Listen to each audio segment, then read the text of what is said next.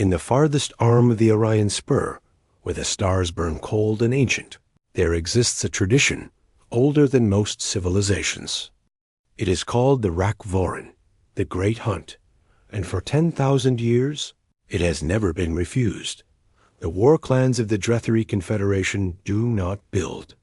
They do not trade. They do not negotiate. They consume. 12 clans, each numbering in the hundreds of millions, each commanding fleets of barbed warships that move through space like schools of predatory fish, black-holed, silent, and endlessly hungry. Their culture is simple and brutal. The strong devour the weak. The weak exist only to be devoured. And every 40 cycles, the clans convene at the Ashen Conclave to choose their next prey dot. It is not a decision made lightly. The target must be remote enough that no major galactic power will intervene. It must be young enough that its defenses are still primitive. And it must be proud enough that its people will fight rather than flee, because for the Dretheri, there is no glory in hunting something that simply runs. On this particular cycle, the conclave had gathered aboard the world ship Kelthus, a vessel so large it cast a shadow across moons. 12 warlords sat in a circle of black iron thrones, their scaled bodies draped in the pelts and bones of species they had hunted to extinction. Each stood over 3 meters tall. Each had killed their predecessor to earn the right to sit. And each was watching the holographic display at the center of the chamber with the patient stillness of apex predators. This one, growled Warlord Sithrak, the eldest and most feared among them. His claw extended toward a blue-green world spinning slowly in the hollow field. 3rd planet from its star. A young species. Barely 2 centuries into spaceflight. No galactic all-eyes. No defensive pacts. A murmur passed through the circle. They call themselves humans, Sithrak continued, his lipless mouth pulling back to reveal rows of serrated teeth. They have spread to a handful of colonies, but their homeworld remains the center. Their military is fragmented, divided among nation-states that still compete with each other. They possess no unified fleet, no planetary shield grid, and no weapons capable of penetrating Dretheri hull plating. He paused. Letting the silence build, they are perfect. Warlord Veka, the youngest of the 12, leaned forward. She was smaller than the others, but moved with a speed that had earned her 3 kill marks across her jaw. What do their threat profiles say? Do they have a history of combat? Sithrak made a low rattling sound, the Dretheri equivalent of a dismissive laugh. They fight each other constantly. Petty territorial wars, resource conflicts, ideological disputes. They are fractured, disorganized. They spend more energy destroying themselves than they ever could defending against us. Then they will scatter when the fleets arrive, said another warlord. Perhaps, Sithrak conceded, but our scouts report something. Interesting. He swiped the display, and a series of cultural records appeared. Translated texts, intercepted broadcasts, fragments of human media. They have a concept they call standing ground. Even when outmatched, even when defeat is certain, there are recorded instances of humans refusing to retreat. It is irrational, self-destructive, but it suggests they may fight long enough to make the hunt entertaining. The warlords exchanged glances. Several bared their teeth in approval. Then it is decided, Sithrak declared. The Rakvoren falls upon the world called Earth. We depart in 30 cycles. We arrive in 60. And by the time their sun sets on the 100th day, their species will be another trophy in our halls. No one objected. No one ever did. The 12 warlords rose from their thrones. And across the world ship Kelthos, the war drums began to beat. A deep, resonant sound that traveled through the hull and out into the void, where it was picked up by relay stations and carried across the Dretheri fleet. 1,200 warships began to move, And in the quiet dark of space, a small blue world continued to spin, utterly unaware that it had just been chosen as prey. The first warning came not from a military sensor or a government satellite, but from a civilian astronomer named Dr. Lena Vasquez, working the night shift at the Atacama Deep Space Observatory in Chulidot. She had been cataloging routine stellar data when her instruments picked up a gravitational anomaly, a ripple, in the fabric of space-time that shouldn't have been there. She ran the numbers 3 times. Then she called her supervisor. Then she called the United Nations Office for Outer Space Affairs. Within 6 hours, every major space agency on Earth had confirmed her findings. Something massive was approaching the solar system. Not one object, hundreds, moving in formation, decelerating as they entered the outer boundary of the Oort cloud. Within 12 hours, the first visual confirmation arrived. Long-range telescope, imagery showing a fleet of vessels unlike anything humanity had ever seen. Dark, angular, covered in what appeared to be organic armor plating. They moved with a predatory grace that made the hair stand up on the back of every analyst's neck. Within 24 hours, the world knew. And that's when the panic should have started. That's what the Dretheri expected. Every species they had ever hunted followed the same pattern. Denial, then fear, then fragmentation, then collapse. The prey always turned on itself before the clans even arrived. Governments would fall. Populations would flee. Military forces would dissolve into chaos. By the time the Dretheri ships entered orbit, there would be nothing left but scattered survivors begging for mercy. But something different happened on Earth. Something the Dretheri had never encountered. The first 48 hours were chaotic, yes. There were protests. There were riots in a few cities. Stock markets crashed. Religious leaders gave conflicting sermons about the end of days. Politicians gave speeches that ranged from terrified to defiant to utterly incoherent. But then, and this is the part that would later be studied by xenosociologists across the galaxy, humanity did something extraordinary. It stopped arguing. Not all at once. Not perfectly. But with a speed that defied every model of human behavior, the fractured nations of Earth began to coalesce. Old rivalries didn't disappear. They were simply set aside, placed in a box marked "Deal with Later," because there was something more immediate to address. The United States and China jointly opened their classified military research databases. Russia shared its orbital defense prototypes. The European Union cooled its manufacturing capacity. India and Pakistan, nations that had been locked in a tense standoff for over a century, signed a mutual defense pact in a ceremony that lasted 11 minutes and required no translators, because the generals simply looked at each other, nodded, and shook hands. Within a week, the United Earth Defense Council was formed. Not because anyone had planned for it. Not because there was a treaty or a charter.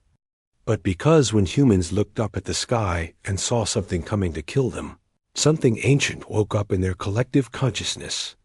Something that predated nations, predated language, predated civilization itself.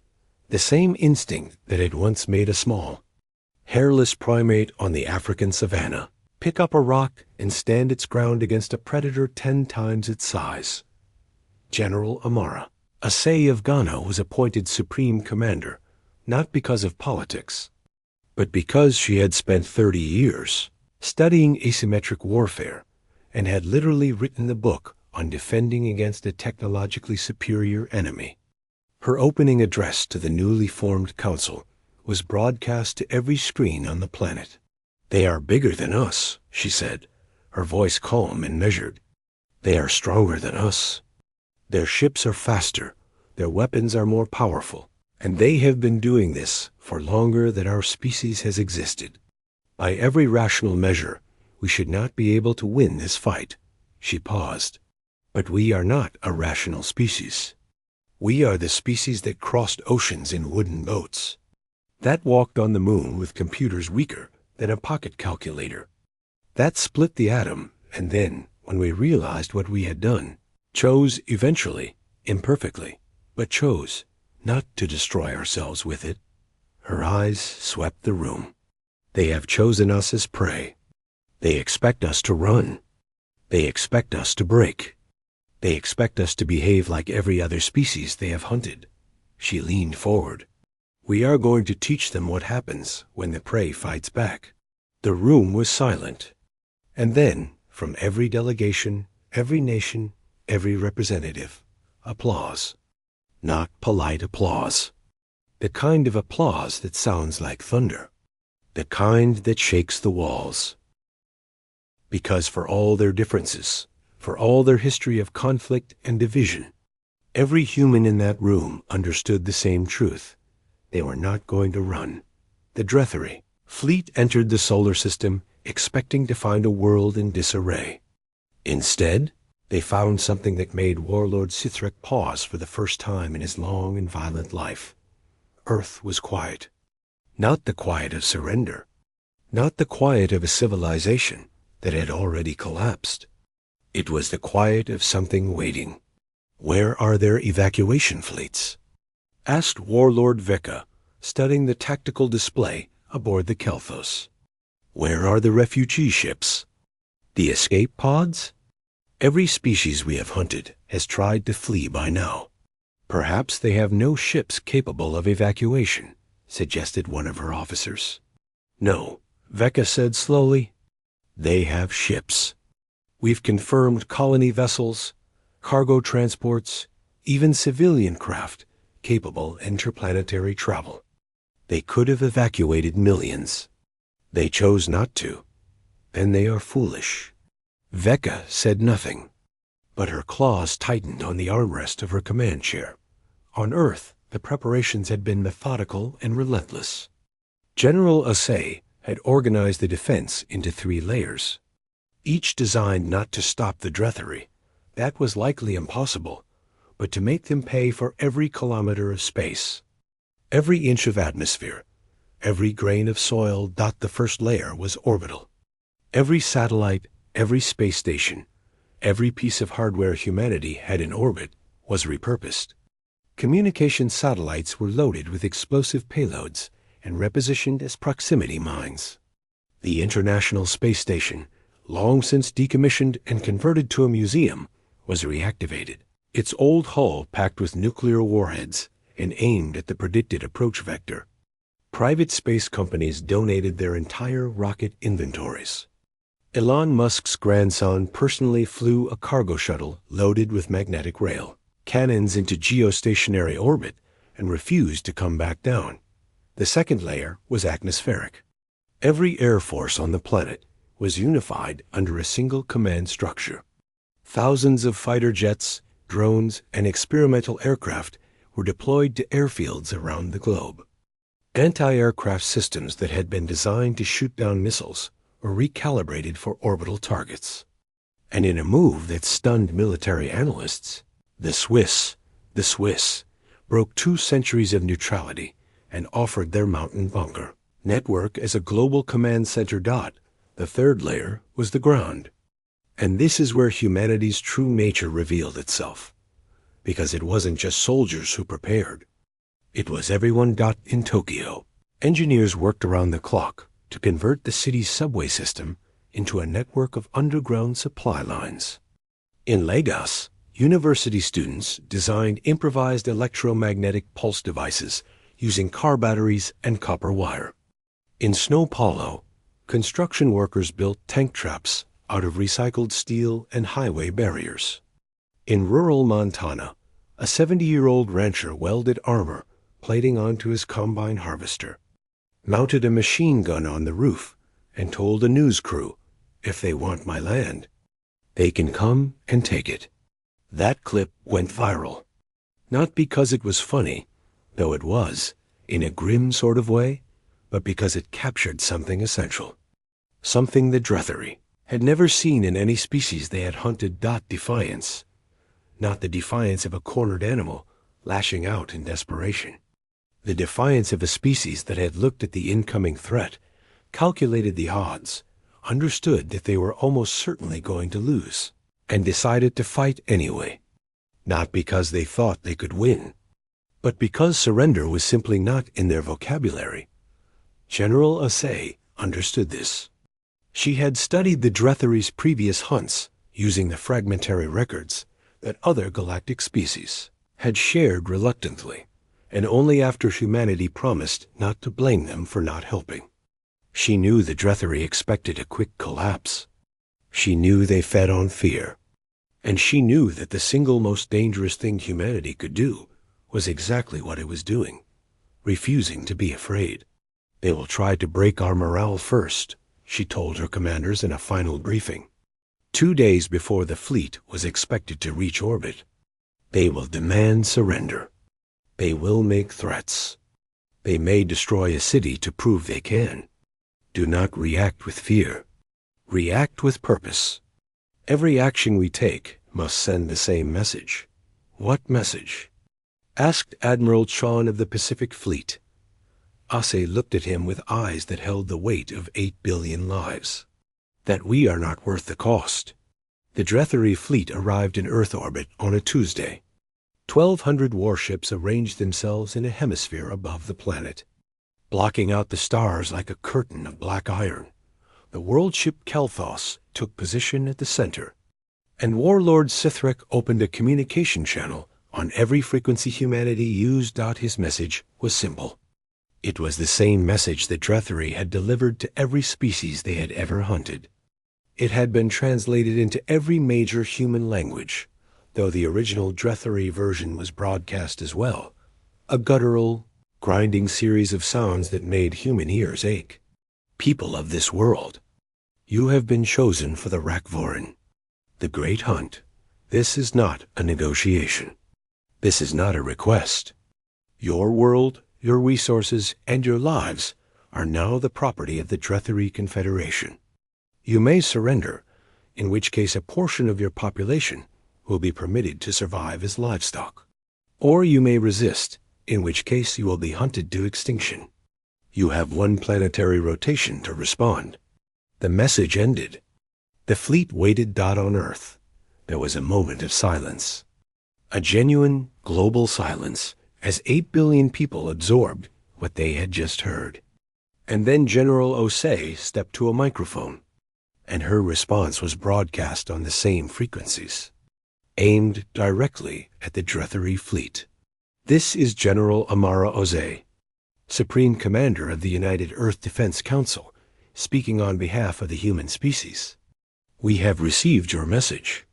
We have considered your terms. A pause. Our answer is this. We do not surrender. We do not submit. And we do not run. If you want this world, come and take it. But know this. Every one of you who sets foot on our soil will pay for the privilege in blood. Not because we believe we can defeat you, but because we would rather die on our feet than live on our knees. This world is our home, and we will defend it to the last. Another pause. And then, in a move that would become legendary, she added, We'll leave the porch light on for you. Aboard the Kelthos, Sithrek stared at the communication display. In 10,000 years, no species had ever responded like that. Some had begged. Some had tried to negotiate. Some had simply gone silent. But no one had ever invited the Dretheri to come and fight. Interesting, he murmured. Then he turned to his fleet commanders. Begin the assault. The first wave was designed to terrify.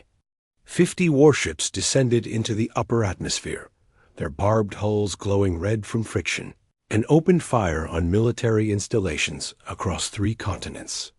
Plasma lances carved molten trenches across the landscape. Kinetic bombardment rounds, chunks of dense metal accelerated to a fraction of light speed, struck with the force of tactical nuclear weapons. The city of Lyon, France, was hit. Not because it was a military target, because it was beautiful, and the Dretheri wanted to demonstrate what they could do to things. Humans valued. The blast killed 40,000 people in an instant, and for a moment, the world held its breath. This was the point where every other species had broken. This was the moment of shattering, when the reality of what they faced crushed the will to resist. Sithrak waited for the surrender transmissions, for the panicked calls for mercy. Instead, he got something else entirely. From every military installation that was still standing, from every makeshift defense position, from ships at sea and aircraft in the air and bunkers deep underground, humanity responded. Not with words, with fire. The orbital mine network detonated in sequence, catching a dozen Dretheri ships in a cascade of nuclear explosions that turned the space above the Pacific into a second sun. Rail cannons on the repurposed International Space Station fired magnetically accelerated slugs that punched through hull plating the Dretheri had believed was impervious to primitive weapons. In the atmosphere, squadrons of fighter jets engaged in suicide runs, flying directly into the engine. Intakes of descending warships with payloads that disrupted their anti-gravity systems and sent them tumbling into the ocean. The Dretheri lost 11 ships in the first hour. 11 ships. In 10,000 years of hunting, no species had ever destroyed a single Dretheri warship. Humanity destroyed 11 in 60 minutes. Aboard the Kelthos, there was silence. Not the silence of confidence. The silence of something that had not yet learned the word for shock. "Warlord," said Veka quietly. "They are not behaving like prey." "They are prey," Sithrak snapped. "They are simply more energetic than expected. Increase the bombardment. Deploy ground forces." And this, but Vika's words echoed in the minds of every Dretheri officer who heard them. Because she was right. Something was wrong. Something was different about this species. And no one could yet articulate what it was. The Dretheri ground forces were terrifying by any standard. Each warrior stood over 3 meters tall, encased in bioorganic armor that could stop a tank round. They carried plasma rifles that could melt through a building. They had claws that could tear through steel. And they had been bred for war for 10,000 years. They landed in 12 drop zones across the globe, expecting to sweep through human defenses like a wildfire through dry grass. What they found instead was a nightmare, in the forests of Finland. Dretheri squads advanced through snow-covered pines, confident in their thermal superiority. They didn't see the humans who had buried themselves in the snow, lying motionless for hours, their body heat masked by insulated suits designed for Arctic research. The first the Dretheri knew of the ambush was when shaped charges detonated beneath their feet, and humans emerged from the snow like ghosts, firing armor-piercing rounds at the joints of their bioarmor, the only vulnerable points, before vanishing back into the trees to in the streets of Manila. Dretheri warriors found themselves in a maze of narrow alleys and improvised barricades. Every rooftop held a sniper. Every intersection was mined. Every building they entered was a trap. The humans didn't try to hold ground. They fell back, drew the Dretheri deeper into the urban labyrinth, and then collapsed buildings on top of them. A Dretheri battalion that should have secured the city in hours was still fighting after 3 days, taking casualties from enemies they could barely see to in the Australian outback. The Dretheri landed expecting empty wasteland. Instead, they found the entire civilian population of Central Australia: farmers, miners, indigenous elders, truck drivers, school teachers, organized into a guerrilla force that used the landscape itself as a weapon. They poisoned water sources. They set grass fires that drove Dretheri units into kill zones. They rigged abandoned vehicles with explosives and left them in the paths of advancing columns. An Aboriginal elder named Douglas Mabwa personally led a team that destroyed a Dretheri communications relay using nothing but a stolen plasma rifle, a 4-wheel drive, and what he later described as a bit of luck and a lot of stubbornness. But it was in the ruins of Lion that the moment came. The moment that changed everything. A Dretheri assault force of 300 warriors had been tasked with securing the city, or what was left of it. They expected no resistance. The city had been destroyed. There was nothing left to defend. They were wrong. Among the rubble, a group of survivors had gathered. Not soldiers, civilians, rescue workers, doctors and nurses from the shattered hospitals, firefighters who had been pulling bodies from the ruins. And at their center, a woman named Claire DuPont, a 34-year-old paramedic who had been working a 12-hour shift when the bombardment hit. Claire had lost her home, her clinic, and 16 of her colleagues in the blast. She had spent the last 48 hours treating the wounded with supplies salvaged from the wreckage, sleeping in 20-minute intervals, eating whatever she could find. She was exhausted, grief-stricken, and running on nothing but adrenaline and fury when the Drethry advance scouts entered the ruins of the city center. Claire was carrying a wounded child through the rubble. She saw the aliens. They saw her. And for a moment, everything stopped. The lead scout, a veteran warrior named Karath, looked at this small, fragile creature standing in the ashes of her destroyed city, holding a bleeding child, and felt something he had never experienced in 3 centuries of hunting: confusion. She should have run. Every instinct in his predator's brain told him that a creature this small, this weak, this clearly outmatched, should run. That was what prey did. That was the natural order. But she didn't run. She looked at him with eyes that held no fear, not because she wasn't afraid, but because she had moved past fear into something else entirely. Something Karath had no word for. Something that made her stand straighter, hold the child tighter, and plant her feet in the ash as though she were rooted to the earth itself. And then she spoke. Not in Drethry. In French, which Karath's translator rendered into words that would haunt him for the rest of his long life. You destroyed my city. You killed my friends. You can kill me too. But I am not leaving this child. So either shoot me, or get out of my way. Because I have work to do. Karath stared at her. Behind him, his squad waited for the order to fire. He didn't give it, he stepped aside. Later, when asked by Warlord Veka why he had allowed a piece of prey to simply walk past him, Karath struggled to find the words. She was not prey, he finally said. I do not know what she was. But she was not prey. Nothing that stands like that, nothing that burns like that, is prey.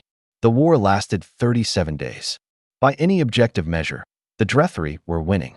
They had orbital superiority. They had destroyed dozens of cities.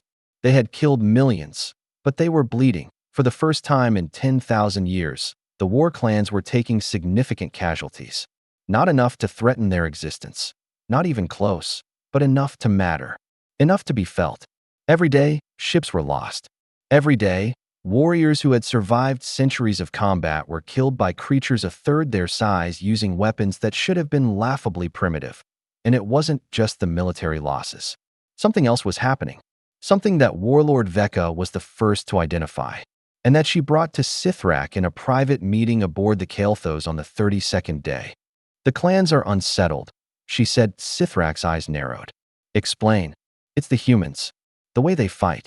It's not just their tactics, though those are far more effective than we anticipated. It's their behavior. Their behavior. They protect each other, Sithrak. Not just their warriors, everyone. Their healers run into danger to save the wounded. Their civilians form lines to evacuate children. Their old and infirm refuse to be evacuated, insisting on staying to fight alongside the young. We captured a human settlement yesterday. 40 humans, unarmed. We expected them to beg. Instead, they sang. They sang a song together, while our warriors surrounded them. They held each other's hands, and they sang. Our warriors didn't know what to do. 3 of them refused to carry out the termination order. They simply walked away. Sithrak was quiet for a long time. There's more, Veka continued. Reports are coming in from across the front. Our warriors are hesitating. Not out of fear, Drethry do not fear, but out of something else. They look at these humans, these tiny, fragile, impossibly stubborn creatures, and they see something they don't understand. Something that makes them doubt. Doubt what? Whether we are the hunters, or whether we have always been something less. The words hung in the air between them like smoke. Sithrak stood and walked to the viewport. Below him, Earth turned slowly, scarred and burning, but still alive. Still fighting. On the night side, he could see the flashes of combat, tiny pinpricks of light that represented thousands of humans dying for a world they refused to abandon. I have hunted 100 species, he said slowly. I have seen civilizations crumble at the sight of our fleet. I have watched entire worlds surrender before a single shot was fired.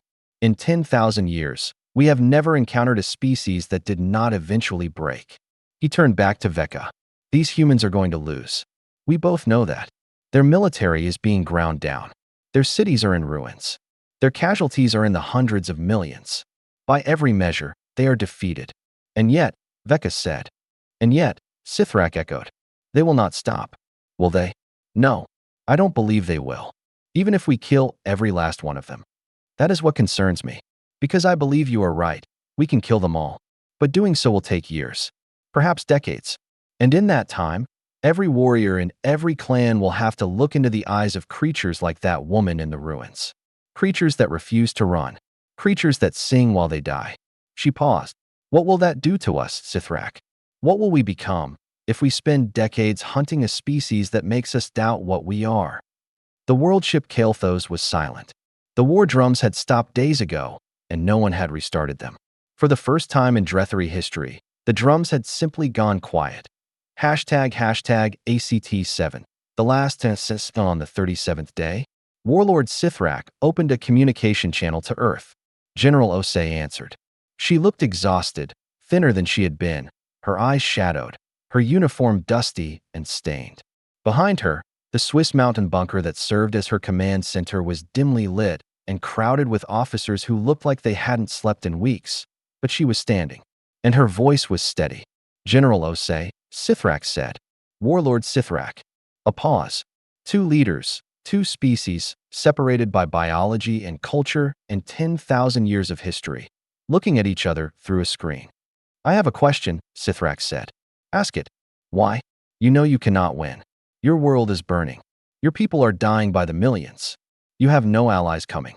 No reinforcements. No hope of victory. Why do you continue to fight? Osei was quiet for a moment. Then she said something that would be carved into monuments, translated into 1,000 languages, and remembered long after both their species had turned to dust. Because this is our home, and a human doesn't need to win a fight to make it worth fighting. We fight because the fighting itself is the point. Because every day we resist, every hour we hold, every minute one of us stands up and says no. That means something. Not to you. To us. To the universe. It means that when something came to take everything from us, we didn't go quietly. We didn't beg. We didn't break. She leaned forward. You asked why we don't run. The answer is simple. We don't run because we are human. And humans stand their ground. Even when the ground is on fire. Even when the sky is falling.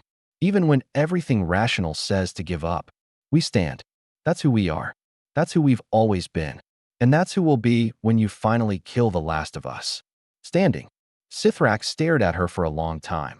Then he did something no Drethari warlord had done in 10,000 years of the Rakvorin. He raised his right claw to his chest, the Drethari gesture of acknowledgement between equals, and he dipped his head. You are not prey, he said quietly. No, Osei agreed. We're not. No species has ever fought us like this. No species has ever made us question what we are. And what are you, warlord? Another pause. I am beginning to wonder. The communication channel remained open for another minute. Neither spoke. Then Sithrak closed it and turned to face the assembled warlords of the Drethari Confederation, who had listened to the entire exchange in stunned silence. The Rakvorin is ended, he said. The words hit like a physical blow. Warlords rose from their seats. Protests erupted. A Drethari warlord named Grath surged forward, his claws extended. You cannot end the hunt. It has never been ended. We are Drethari. We are the hunters. We do not hunt our equals, Sithrak said. And his voice carried the weight of his 300 years, his 1,000 kills. And something new, something that had no name in the Drethari language. And we do not slaughter a species that fights with more honor than we have shown in 10 millennia. Look at them, Grath. Look at what they are. They are everything we have forgotten how to be. Grath stared at him. The chamber was silent. They protect their weak. We discard ours. They fight for their home. We destroy others. They stand together. We stand alone. And when we came to consume them, they did not run. They did not beg.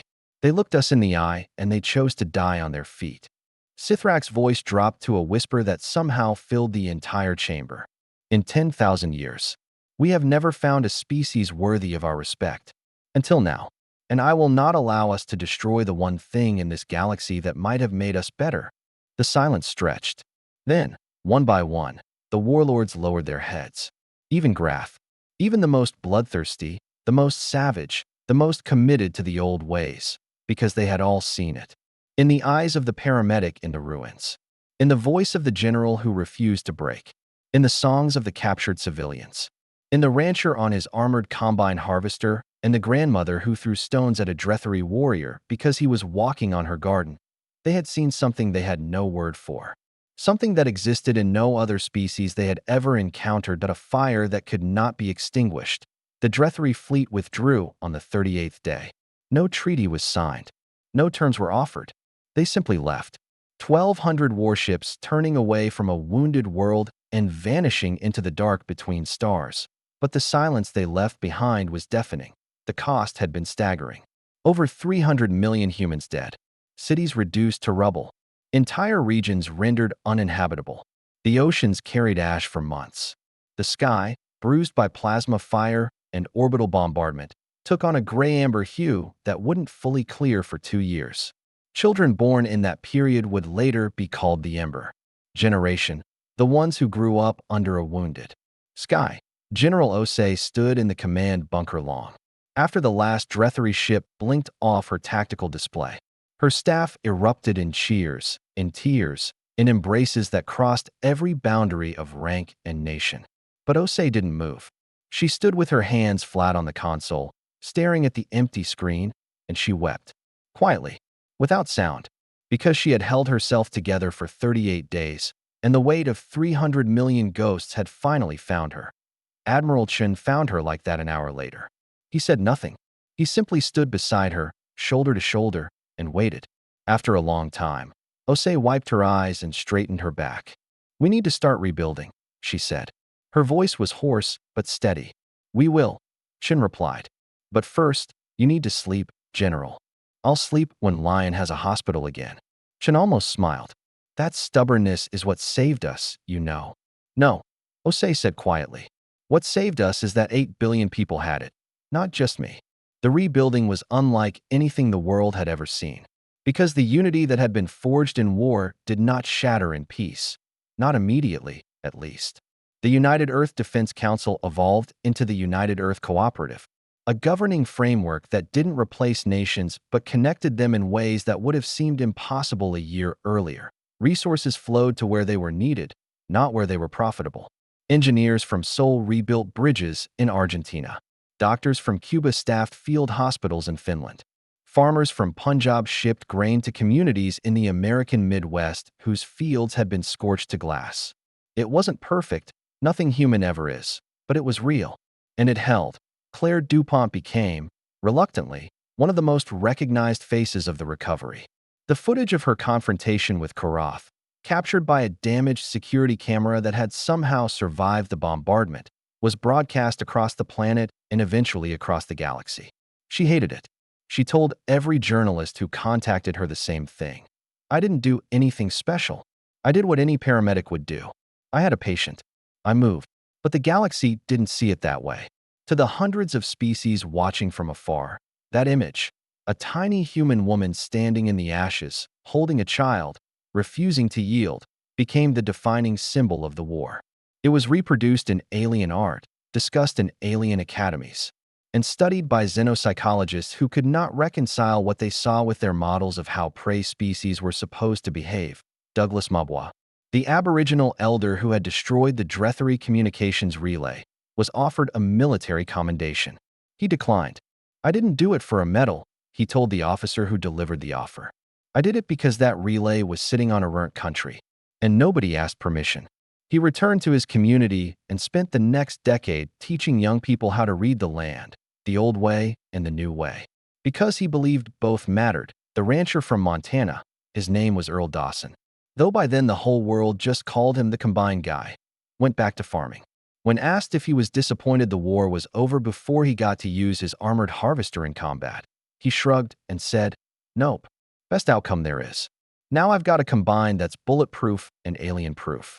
Try and tell me that's not an upgrade. But perhaps the most remarkable story of the aftermath was one that received almost no attention at the time. It involved Korath, the Drethari warrior who had stepped aside for Claire DuPont in the ruins of Lion. After the withdrawal, Korath was reassigned to a border patrol fleet, a posting that was considered a demotion. He accepted it without complaint. But he carried something with him that he could not explain to his fellow warriors, a splinter in his mind, a question that would not stop turning. Why hadn't he fired? He had killed thousands of creatures across dozens of worlds. He had never hesitated. He was Drethari. Hesitation was weakness. And yet, when he had looked into the eyes of that human woman, that tiny, ash-covered, trembling, magnificent creature, something inside him had simply refused to pull the trigger. That it was not mercy. The Drethari had no word for mercy. It was something else, something closer to recognition, as though he had looked at her and seen, for the first time in his life, a mirror, not of his body, of his spirit, the same fire, the same refusal to yield, the same willingness to die for something that mattered more than survival. And if a creature like that, small, soft, laughably fragile, could carry that fire, then what did that say about the Drethari, who had spent 10,000 years believing that strength was the only thing that mattered? Korath began to write. Slowly at first, the Drethari were not a literary species, but with growing urgency. He wrote about what he had seen on Earth, not the battles, not the tactics, the people, the woman in the ruins, the civilians who sang, the old man who threw himself onto a plasma charge to shield a group of children, the soldiers who, even as they were dying, reached for each other's hands. He called his writings Vekith Sorai, the fire that does not consume. And he distributed them quietly among the lower ranks of the Drethari military, among warriors who had also been to Earth and who also carried that splinter in their minds. The writing spread, slowly at first, then faster, then like a wildfire that no warlord could contain. Within a decade, Vekith Sorai had become the most widely read text in Drethari history. It didn't call for revolution. It didn't demand change. It simply asked one question over and over, in 100 different ways. What if strength is not the ability to destroy? What if strength is the refusal to be destroyed? It was a human idea, and it burned through the Drethari Confederation like nothing in 10,000 years of warfare ever had. The scars, physical and psychological, would take generations to heal, but humanity had survived, and the galaxy had noticed that in the years that followed. Diplomatic envoys arrived from species that had watched the war from a safe distance, too afraid of the Drethari to intervene, but too fascinated to look away. They came with aid, with technology, with offers of alliance. But mostly, they came with questions. How did you do it? How did you fight them? How did you hold together when every model predicted your society would collapse? And the answer was always the same, though it was given in 1,000 different ways by 1,000 different people. We held together because that's what humans do. We fight for each other. We die for each other. We stand when everything tells us to kneel. Not because we are strong, not because we are brave, but because somewhere in our DNA, in the very code that makes us human, there is a voice that says, not here, not today, not without a fight. As for the Drethari, something changed in them. The Rakvoran was never held again. The war clans did not stop being warriors. That was too deeply embedded in their nature, but they began to change. Slowly, painfully, in ways that would take centuries to fully manifest. They started building. They started trading. They started protecting species weaker than themselves, which was a concept so alien to them that they had to invent a new word for it. They called it the human thing. And when galactic historians looked back at this period, when they tried to pinpoint the moment that changed the trajectory of an entire civilization, they always pointed to the same image, a small woman standing in the ruins of a destroyed city, holding a wounded child, looking a 3-meter predator in the eye, and saying, I have work to do. Because that was the moment the Drethari understood, not that humans were dangerous, not that humans were brave, not that humans were stubborn or irrational or impossibly, infuriatingly resilient, but that humans loved, fiercely, recklessly, irrationally. They loved their world, their children, their neighbors, their future. They loved with a ferocity that made them willing to stand in front of anything, anything, that threatened what they loved. And that love was not a weakness. It was the most powerful force the galaxy had ever encountered. Warlord Sithrak retired from command 3 years after the withdrawal.